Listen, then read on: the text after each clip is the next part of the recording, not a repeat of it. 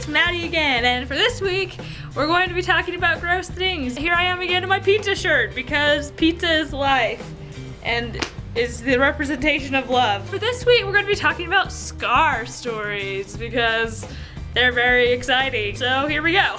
First of all, I think it's really weird how people want to know where your scars came from. Like, what if it's really gross? What if it's super weird? The first scar that I've ever gotten that I still have on my body is on my forehead. It's like a little white line right there. When I was 4 or 5, I was trying on my mom's high heels because, I don't know, I was 5, don't ask me why. I was walking around the house in these high heels, I was really tiny. And I went outside. I decided I was gonna go down the stairs in my garage, which were super sketchy, wooden. I tripped down them, hit my head, and it gashed me open. And there was blood everywhere, and I was crying. And I remember the part where I was at the doctor. They had to give me stitches. And I remember this because they gave me a sparkly Barbie Band-Aid, and it was fabulous. And it glittered and it was sparkly, and I wore that around like a queen. Harry Potter had come out when I fell down the stairs. So when I was in first grade-ish, second grade, like it's still visible, but it was really visible back then. And people used to call me Harriet Potter. If you look closely, it does look like a lightning bolt. That's my first scar that I ever got. And then I have one on my arm. Do you kind of see it?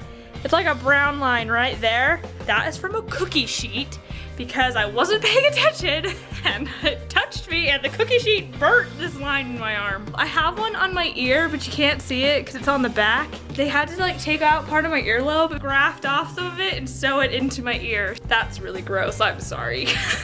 I got my appendix taken out when I was in high school. So I have a scar here in my belly button, and then right down here there's a scar from when they took my appendix out. My belly button has a pretty nice line in it. I had something taken out on my rib cage, so I have scars right there. Okay, I have this weird one, this little bump right here. So that was like a mold they tried to take off, but it was like, ha! Nope, you're not getting rid of me. So then it grew back, and now it's just really gross looking.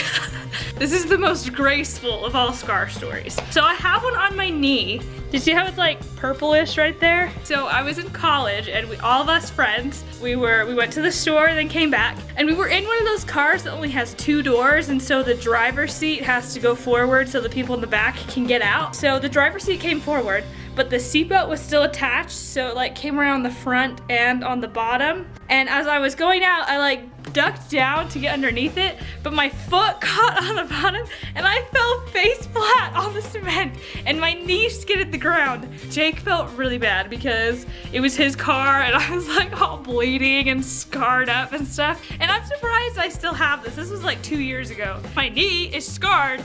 Literally, for life, probably. It'll stay like that forever. And I feel like this is just a really gross video, so I'm sorry for grossing all of you out. I wish I had something cool to say, like I was in Hawaii and a shark bit off my toe, or I got attacked by a demon wolf, and now half my shoulder has a big bite in it, but I'm not cool like that, so I'm sorry.